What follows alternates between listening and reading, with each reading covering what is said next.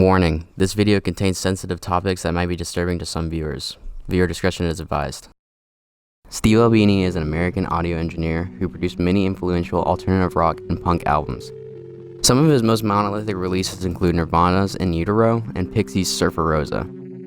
Albini was not only an audio engineer but also a musician himself, founding his most well-known band, Big Black, running the side project Rape Man, and later forming Shellac. In most people's eyes, Albini is idolized for his work with mainstream artists and is spoken of highly for fighting against the system of the music industry and positioning himself as a real artist. I'm not here today to do those things. I'm here to talk about the open secrets surrounding Albini that many people have not discussed. I have a problem with Albini's views, his statements, and his connections to certain people, and I want to make a cohesive video laying out what I know and bringing attention to the skeletons in his closet. In the 1980s, during Big Black's final tour, a diary was kept titled A Turkey Trot to the Sound of Tuna. In this diary, there are several excerpts from Albini that are highly questionable. One entry from July 18, 1987 reads, "The hall we're playing is on the Reeperbahn, way cool sleaze trip. Huge gaudy sex shops everywhere.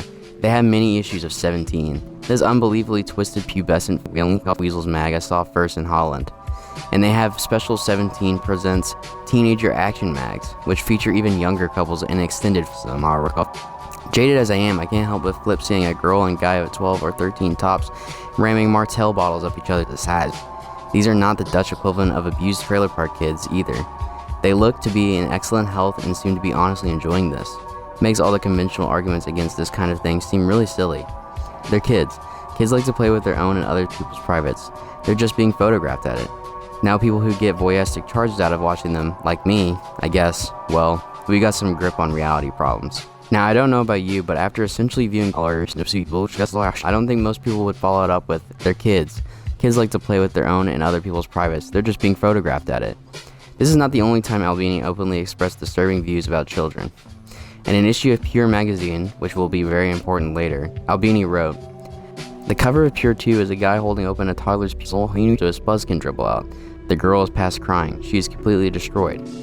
He later goes on to say, "Obviously the guy who puts this out doesn't want to be identified since printing out photographs showing hardcore and such is definitely a no-no as far as the FBI is concerned. And I promised him I wouldn't print the address to be found in Pure.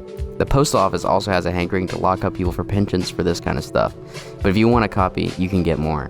He continues in the same article while discussing someone named Patrick Miller. Patrick Miller of Minimal Men has a pretty tough constitution. I've seen his girlfriend naked, and anybody who could stick his dick into that has to have an iron stomach. Anyway, he read through both current issues of Pure and couldn't get to sleep all night. He was visually distraught much for the next day. He wanted to know why I owned them. Like I said, I like that sort of thing.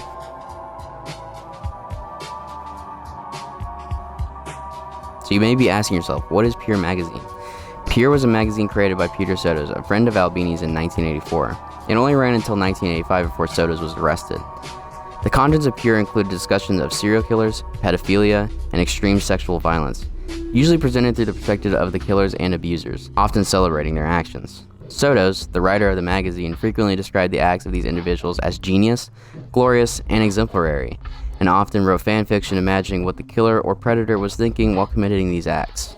The most infamous incident involving Pure magazine centers on issue number 2, which featured actual followers on its cover. In 1985, after this was covered by Chicago police, Sotos was arrested and his home was raided. The Chicago Tribune reported on Sotos' arrest stating, "Peter Gus Sotos, 25, who was arrested Wednesday in his apartment at 748 West Belden Avenue, allegedly manufactured a magazine called Pure which included pictures depicting the lewd exhibition of boys and girls."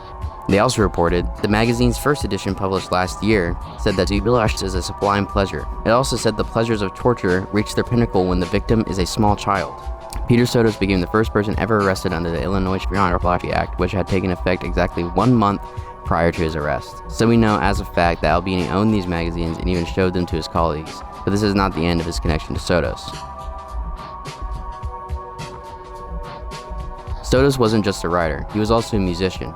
Buyer's Market is an album by Peter Sotos released in 1992. It is essentially the audio equivalent of Pure, a spoken word sound collage centered on sexual violence, serial killers, satanic ritual abuse, and voyeurism. Buyer's Market consists of 5 tracks: Children, McMartin, Trash, Bundy, and Victims, each running roughly 10 to 15 minutes.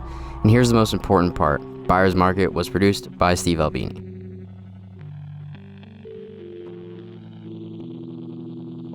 I know that when people see this video, they will attempt to dismiss Albini's statements as him being an edgelord or say it was just jokes. I genuinely don't understand how these statements could be misinterpreted or brushed off so easily. To me, it seems self-evident that Albini held deeply perverted views regarding children, and his continued association with Peter Sotos only reinforces that conclusion. No normal person would own Pure, let alone work with the person who created it. I've been a fan of Albini's recording methods and production since I was in high school, and learning this information about him was just as disappointing for me as it is likely for you now.